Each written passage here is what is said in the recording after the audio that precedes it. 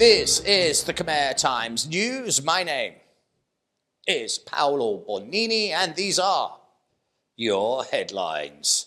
Tariff war. The PM moves in to breach the gap. 2 young sisters crushed to death by a dumper truck. And the sign says, "No, not you," but the driver says, "I'm coming through." But firstly, it's to our headline story, and I have a very positive update on the tariff war. Cambodia, as you probably know, was hit really hard with a 49% tariff by the US. The reason Trump went all nuclear on Cambodia is due to the discrepancy of trade between the two nations. Cambodia, you see, exports $10 billion in goods to America, but it only imports $264 million. Now, that's a trade deficit of 97%. And Trump, he didn't like that one little bit, saying this imbalance was being amplified by Cambodia having a 97% tax on American goods, a number that was hotly disputed by the government, saying it was in fact only 29.4%. America is by far the biggest export market for the kingdom, with 34% of all Cambodian exports going directly to the USA. The PM was quick with his response. He has now said he is willing to drop tariffs on US goods in 19 different categories, from 35% to just 5%. And that rate reduction is immediate. Now, that is a very good move, as the Trump administration itself will be besieged with numerous countries looking to speak to them and looking to negotiate with them. But with so many countries hit by hikes in tariffs, all those requests for meetings will create a bottleneck at the White House. It seems the PM has recognized this, and instead of dancing around the flame and letting the situation drag on and potentially having a very damning effect on the nation's exports, he instead has decided to offer a very good deal to the US, one that he feels would solve this problem. And so far, he seems to have been right, as the latest on this story as we go to press is the US has responded very positively to the PM's deal. And that is a very good thing indeed, as uncertainty in the kingdom's manufacturing market could leave the door open for other countries to poach potential business. But now, the PM's prompt actions seem to have resolved any threat. This week on our crime desk, ungrateful son murders caring father, 2 nicked in gunman carjacking case, and how much is a young life worth? Well, according to one guy, it's bugger all.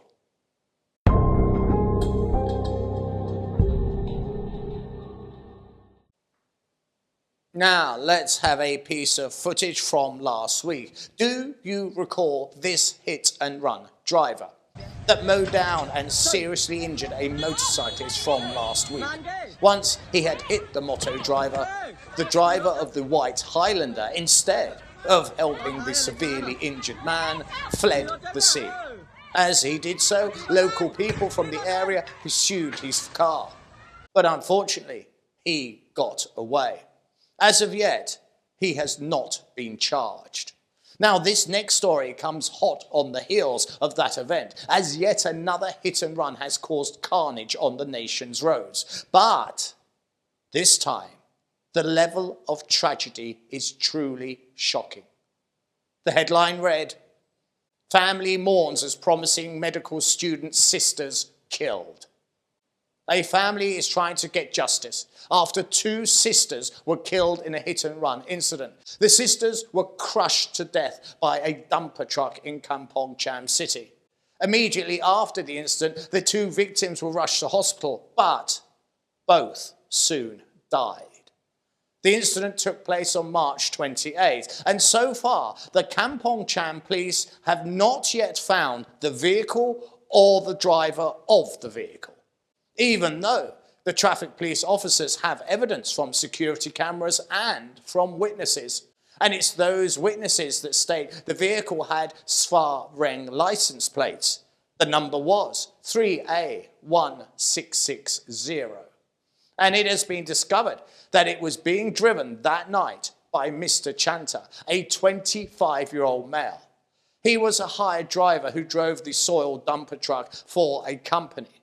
And since the death of the two sisters, negotiations have been attempted by the truck owner, who has offered to compensate the family a paltry $7,000, which is $3,500 for the life of each sister killed. Less of a compensation offer, more of an insult. The family rightly rejected the offer and have pleaded with police to continue the hunt for the driver, who is still on the run.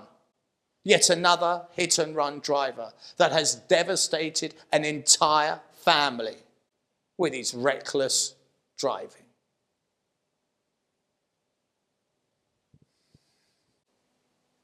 You may know I like to follow up on previous stories, as it's all very well saying a killer has been apprehended and he is entered into the legal system. But what happens next? As many do have the belief that criminals just pay their way out of the back door, but that is not the case. Do you recall this headline?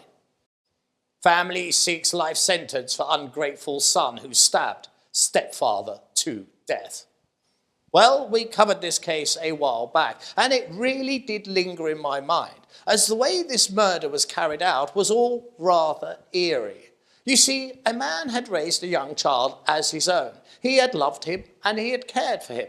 But as a young adult, that son became a selfish and greedy man, and he argued with his stepfather violently on many occasions, often about money. And the son learnt not to love the man that had raised him, but to loathe him and to hate him. And one night he set out to carry the ultimate betrayal. Late in the evening, the son quietly drove to his stepfather's house. He parked his bike a little way away and he silently approached the house. He saw the house lights on and he stealthily made his way over the lawn to the main electric cable. He cut the electricity to the house, knowing that this would disable the CCTV cameras. He then quietly entered the property and he saw his father. He drew a large kitchen knife and in a frenzy, he stabbed the victim over and over again until he fell dead to the floor. The son then left the house, being careful not to turn on the lights of his motorcycle. He made what he thought was a stealthy getaway that was unobserved by any neighbor. And he was right. He did get away unseen by any human eye, but his plan was flawed, as although he had disabled the CCTV on the stepfather's house, the neighbors' houses had all recorded his coming and going. And that is what got him convicted. The follow-up to this story of betrayal is the ungrateful son has now been convicted. And just like the family wanted, he has been given life in prison for the death of the man whose only crime was to care for a boy who had no one caring for him.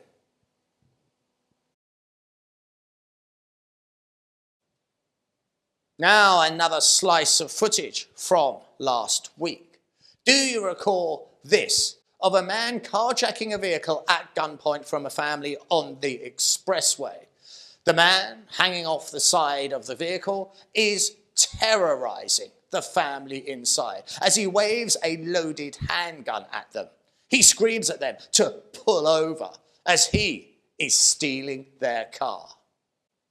Now, this story was huge, and I'm pleased to say I have some good news, but it is not all good news. First, let me refresh your memories as to what led up to this lunacy. Just prior to this carjacking, two men armed with pistols had committed a robbery on National Road 4. Police were soon called. But when they showed up, the two bandits started shooting at the cops. The police themselves took cover, but As that gunfire died down, they again gave chase. And one man was soon arrested. The other man, he made it to the Sihanoukville Expressway where he carjacked his first vehicle, which you just saw in that footage.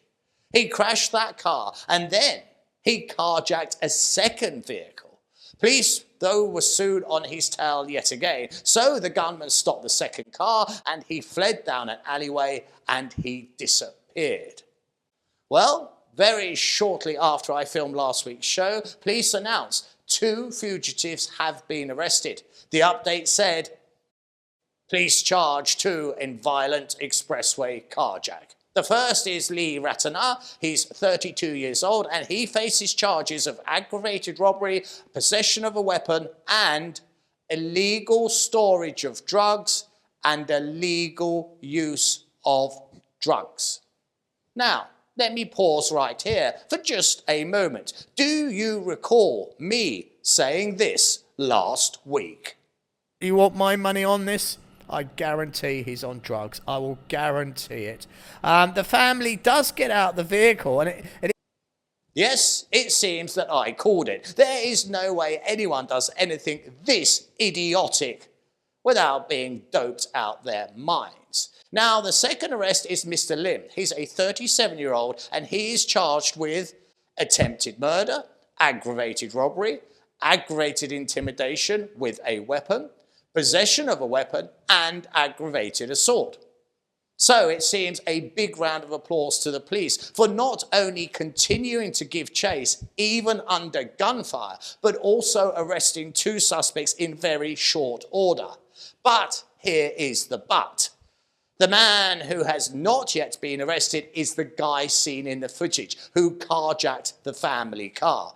This guy, to be precise.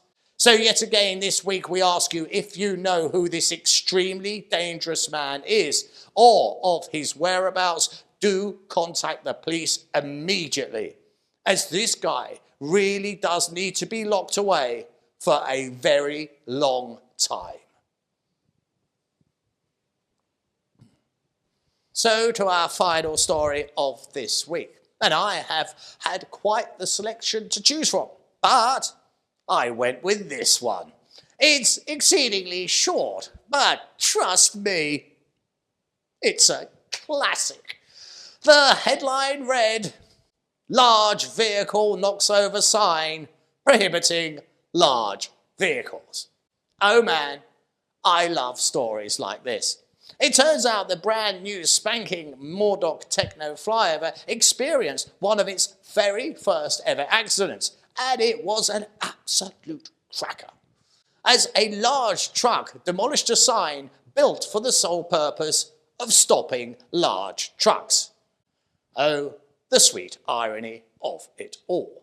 The incident took place at 11 p.m. at the head of the flyover in Phnom Penh. And according to sources at the scene, a man was driving a large container lorry with Sihanoukville license plates. When he got to the new overpass, the truck merrily drove up the bridge and he completely failed to see the bright yellow and black gantry that clearly stated, "No large trucks." He headed ever onwards and he completely totaled the brand new shiny sign. The driver did the right thing though, as he stayed at the scene, and he was soon met by rather bemused traffic police, who were very quick to point out that the huge gantry sign, all painted up like some enraged bumblebee, was now on the roof of his truck, and would he please supply them with his name and his details, as it seems that he has missed the bleeding obvious. The sign now has been replaced, and it's very much hoped that other truck drivers realise why it's there. It's time to have a look ahead and see what the weather has in store for us next week. And here we are at the weather, and as always, I like to show you a bit of what I've been up to this week, and I've developed a new hobby. Now, I found myself fiddling with my phone but not actually doing anything, so I thought, I know, I'll look at North Korea with Google Maps. I mean, why not peer into a kingdom that no one's allowed into? A horrifying kingdom, I would like to add. And I started with this. This is one of Kim Jong-un's properties, and it's all very nice and lovely. But then I started wandering around, and I discovered this. Now, this doesn't look too sinister. Well, it does actually. It looks really sinister to me. It's a power plant.